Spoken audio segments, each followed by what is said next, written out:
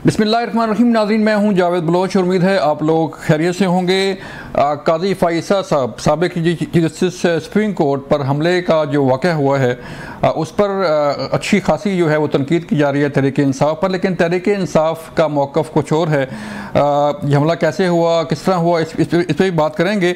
लेकिन इस हमला के बाद जो है वो कार्रवाई का आगाज़ कर दिया गया है। हमारी जो सफारत खाना है यूके के अंदर, उसने भी कार्रवाई का आगाज़ कर दिया और वज़ीर दाखिला ने भी ये ऐलान किया है कि जो ज़िम्मेदार हैं उनकी शनाख्त की जा रही है और उनके ख़िलाफ़ सख्त कार्रवाई की जाएगी। इवन उनकी शहरियत भी जो है वो ख़त्म की जा सकती है। इस पर हम बात करने जा रहे हैं और फिर हम बात करेंगे कि तहरीक इंसाफ ने जुडिशल कमीशन का हिस्सा बनने का फ़ैसला किया है। इससे पहले आपके इल्म में है कि जो 26वीं आईनी तरमीम पास हुई थी उसका हिस्सा नहीं बने थे, सेनेट से वॉकआउट किया, कौमी असम्बली से वॉकआउट किया, लेकिन जो पार्लिमानी कमेटी थी उसके नाम उसके में नाम देने के बावजूद जो है वो इसका हिस्सा नहीं बनी थी। अब जुडिशल कमीशन का हिस्सा बनने का फैसला किया है। वो नाम भिजवा दिए गए हैं बानी तहरीक इंसाफ को अडयाला जेल में, और जब अडयाला जेल से मंजूरी आएगी तो फिर उसके बाद जो है फ़ैसला होगा कि कौन कौन जुडिशल कमीशन बैठेगा।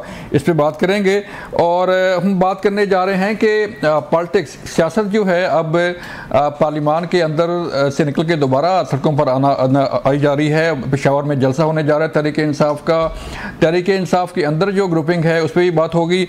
हमें आज ज्वाइन किया है मुस्लिम लीग नून के सेनेटर नासिर भट्ट साहब ने। नासिर भट्ट साहब चूँकि ख़ुद लंदन में रहे हैं, उनसे पूछेंगे कि जो कानून है लंदन में वो क्या कहता है ऐसे हमलों पर और क्या कार्रवाई हो सकती है। इसके अलावा हमें ज्वाइन किया अहमद अवैस साहब ने, तहरीक इंसाफ के सीनियर रहनुमा है और सीनियर कानूनदान भी हैं। आप दोनों का शुक्रिया। सर भट्ट साहब, मैं शुरू करता हूँ काजी फ़ाइज़ा साहब के पे जो हमला हुआ है, ये बताइएगा। एक बड़ा एजाज़ की बात है सर कि जो मिडल टेम्पल का बेंचर होना पाकिस्तान के लिए भी डेफिनेटली एक एजाज़ था। वो वहाँ पे गए, लेकिन जो चंद लोग थे वो उनकी गाड़ी के सामने आए, हमला किया और कोई पूछने वाला नहीं था वहाँ पे। बिस्मिल्लाहिर्रहमानिर्रहीम। देखिए, हम पाकिस्तान का दुनिया में क्या बता रहे हैं, क्या कहते हैं, उस वक्त भी आपके सामने सारी चीजें जो पूरी मुल्क है और वहाँ ह्यूमन राइट्स के एक बड़े बात की जाती थी कि आप अगर मेरे के घर के बाहर पे कोई बंदा खड़ा हो जाए फुटपाथ पे, तो अगर आके वो तकरीर करे, शोर करे, लेकिन ये उसका राइट है कि वो वहां खड़ा है, लेकिन वो किसी को ना टच कर सकता है, ना किसी के साथ इस तरह की कहते हैं ना कि नहीं हो सकता, लेकिन बात करने की इजाजत है। जो कुछ ये हुआ है ये आप देखें, अब आपको यकीन आ गया कि इमरान खान और उसके जो हवारी थे, ये जो यूथी, इनका काम सिर्फ एक था कि हर चीज के लिए बर्बादी और खराबी करना और पाकिस्तान का इमेज खराब करना। इसलिए तो उन्होंने निकाल दिया। उन्होंने कहा भाई आप इस आपके ऊपर तो 5-4 चीजें आपने करप्शन की, 190 मिलियन की, आप जेल में। तो मुराद ये है कि वहां जो कानून है वो अपना रास्ता लेता है। अगर उसके अभी उन्होंने पुलिस से वहां इंक्वायरी करनी है और वहां कोई सिफारिश कुछ नहीं चलती। अब वो जो है उन काम आ गए हैं, वीडियो बन गई है, उस पर सारी पुलिस सर्च करेगी और जो जिम्मेदार होंगे उनको वहां चार्ज किया जाएगा और उनको सजा मिलेगी। ये बात पहले भी हो जानी चाहिए। लेकिन ऐसा और कुछ मैं आपको बताऊं कि कहते हैं ना कि जर्द साफत होती है। कुछ लोग हमारे ऐसे हैं वहाँ, कुछ साफी में नाम नहीं लेता, वो भी लेके साथ इस तरह की चीजें उनको उन लोगों को ले जाते हैं कि उन्होंने शोर डालना है, अपना टिकटॉक जिसने बनाना है, जिसने अपने, और तो कहते हैं ना कि सेल्फ प्रमोशन शुरू हो जाती है। लेकिन ये जो इसमें बड़ी बदतमीजी हुई है, ये कभी नहीं होना चाहिए। चलें अहमद अवैस साहब, आप खुद सर लायर भी हैं और तहरीक इंसाफ से भी वाबस्ता हैं, तो कैसे देखते हैं इस वाक़या को सर, जो वाक़या हुआ है काजी फ़ाइज़ा साहब के साथ लंदन में, और पाकिस्तान की बदनामी हुई, पाकिस्तानी इदारों के साथ जो लोग वाबस्ता रहे उनकी जो है वो उन्हें टारगेट किया गया? देखिए, मुझे अभी इस वाक़या का पता नहीं, बिजी रहा हूँ, मुझे मालूम नहीं है। लेकिन बहरहाल सवाल ये है कि बदनामी तो उससे बहुत ज्यादा काजी साहब के जब चीफ जस्टिस थे और जो उन्होंने पाकिस्तान के जुडिशरी के साथ खेल खेला है, वो इस बदनामी से बहुत ज्यादा है। इसके बावजूद इस बात की जस्टिफिकेशन नहीं दी जा सकती। ये बुरी बात है, इसको कोई भी अप्रूव नहीं करेगा। और किन लोगों ने किया है और किन हालात में किया है, जिस जैसी भी कंडीशन में, ये अंदाज जो है कानून को हाथ में लेना और किसी के ऊपर हमला करना, इसको बहैसियत वकील के मैं तो कभी भी अप्रूव नहीं करूंगा। क्योंकि बाकी ये ना कहिए कि बदनामी वाली बात है, बदनामी तो वो कर गए हैं कि शायद पाकिस्तान की हिस्ट्री में किसी ने जुडिशरी के साथ नहीं किया जब वो कर गए। लेकिन ये बात बहुत बुरी हुई है, अगर ऐसी हुई है, क्योंकि मुझे मालूम नहीं है, अभी मुझे इसकी डिटेल नहीं मालूम, लेकिन ये ऐसा जिसने भी किया है वो मेरे ख्याल में वहाँ कैमरेज की जद में आ जाते हैं लोग, और उसके बाद आज नहीं तो कल गिरफ्तार हो जाएंगे और पता लग जाएगा कौन थे और क्यों ऐसा किया गया। ठीक है, ठीक है। तो अहमद अवैस साहब चलें आगे बढ़ते हैं सर। जो अभी जी भाट साहब, जी आप बोलें। अवैस साहब को ये चाहिए कि बदनामी तो काजी फाइसा ने इतनी नहीं की, उन्होंने तो इंसाफ किया है। तो ये जो साकिब निसार और बंदयाल और जो कुछ करके बदनामी की है दुनिया में, इसके लिए हम 140 नंबर में ऐसे लोगों को अगर हिसाब हो जाता तो फिर मेरे ख्याल है ये चीजें ना होती। तो इस पे भी अवैस साहब को बात करनी चाहिए कि वो कितनी नाइंसाफी कर गए पाकिस्तान के साथ।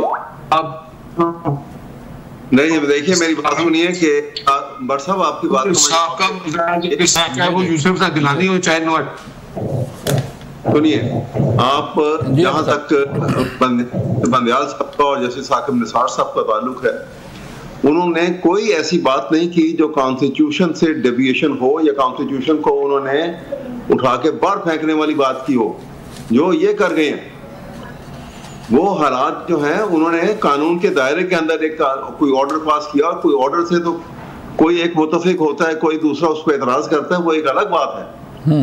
लेकिन ये सूरत हाल आपका ये कि उन्होंने कोई गैर जो है वो इंसाफ का गला घूट दिया या उसका जनाजा निकाल दिया, ऐसी बात दोनों चीफ जस्टिस साहिबान ने नहीं की, बल्कि वेरी खासतौर पे बंदयाल साहब तो वेरी कटियस पर्सन, और ये उनकी बल्कि जरूरत से ज्यादा कटियस होना ही जो है उनके लिए बदनामी का बायस बना, क्योंकि उनको चाहिए था कि जो जहाँ पे कानून की गिरफ्त थी उसको ढीला नहीं करने देना है। तो अहमद साहब आप ये समझते हैं सर कि जो क्या हुआ आप मुझे बताएं, 63 क्या हुआ?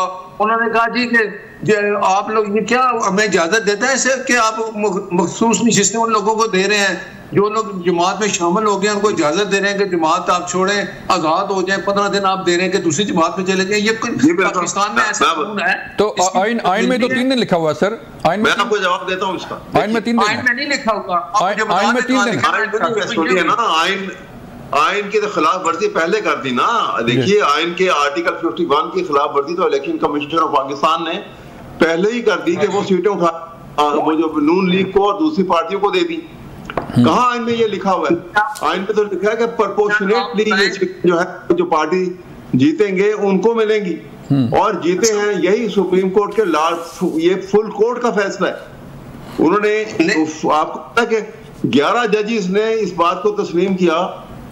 ये 8-5 की तो थी ना जजमेंट ये आई, लेकिन 11-2 की जजमेंट ये है, वो ये है कि ये जो इलेक्शन कमीशन ऑफ पाकिस्तान का जो फैसला था पीटीआई के खिलाफ, वो फैसला गलत था। और दूसरा ये कि PTI is a political party.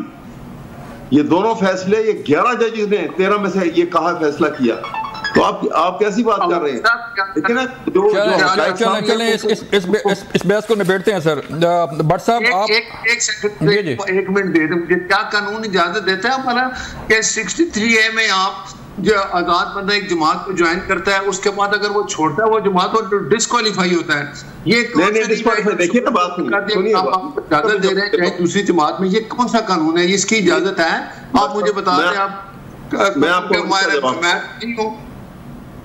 मैं आपको इसका जवाब देता हूँ। देखिए बात यह है कि यही बंदयाल साहब का ही बेंच था, जस्टिस बंदयाल साहब का, कि जिसने इमरान खान का जो पार्लियामेंट के अंदर नो कॉन्फिडेंस मोशन के ऊपर जो उन्होंने किया था, टर्न डाउन की थी उसको बाकायदा उसके खिलाफ फैसला दिया था, वही बंदयाल साहब थे, वो भी तो बंदयाल साहब थे ना। इसलिए वो तो देना चाहिए। एक मिनट मेरी बात सुन लीजिए, मैं पूरी बात सुन लीजिए। जी सुन लें। और उसके बाद जो है 63A का फैसला जो था, कॉन्स्टिट्यूशन जो है वो 63A में वोट के ऊपर खामोश है। डिस्क्वालिफिकेशन उन्होंने कहा कि जो उस आदमी को उसका सीट जो है वो खो देगा। उन्होंने उसकी इंटरप्रिटेशन की कि अगर ये नहीं करेंगे तो इसका मतलब है कि हम एक फ्लड गेट जो है वो हॉर्स ट्रेडिंग का खोल रहे हैं, करप्शन का, और वो हुआ आपके सामने है कि उसके फैसले के जब आज मौलाना ने भी गेट खुल गया, अहमद अवैस साहब बहुत नुकसान होगा पाकिस्तान को उसका। भट्ट साहब आज मौलाना फजल रहमान साहब ने भी जो है वो, भट्ट साहब मेरा सवाल सुन लें। भट्ट साहब आज मौलाना फजल रहमान ने भी जो है ये कहा है कि उन्होंने इंकशाफ किया कि पैसे चले हैं 26वीं आईनी तरमीम पास कराने के लिए, लोगों को खरीदा गया है।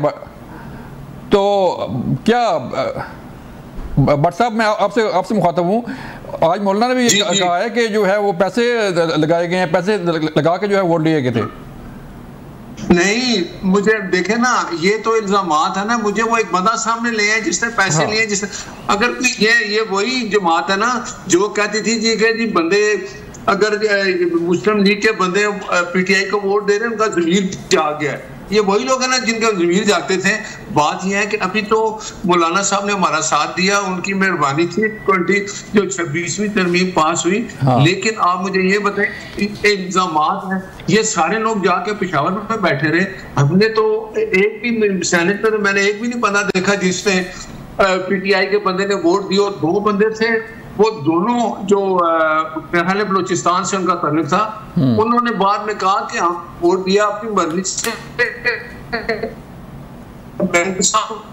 सेनेट में बैठे हुए थे और फिर बाद में उनको जबरदस्ती उन्होंने जो बयान दिलवाया टीवी पे, बयान के 10 मिनट बाद उन्होंने कहा कि इन्होंने जबरदस्ती बैंगल साहब ने कहा कि आप ये बयान दो। बात ये है कि जो बुरी तरीके अगर इख्तियार किए जाते, 2018 में तो इमरान खान इलेक्शन भी नहीं जीता था, तो वो आपने उसका वो इमरान खान को जो लोग लाए, जिन्होंने उसको वज़ीर-ए-आज़म बनाया वोट चोरी करके, नवाज शरीफ का ना, और तो ये मुझे बताना RTS बंद किसने किया?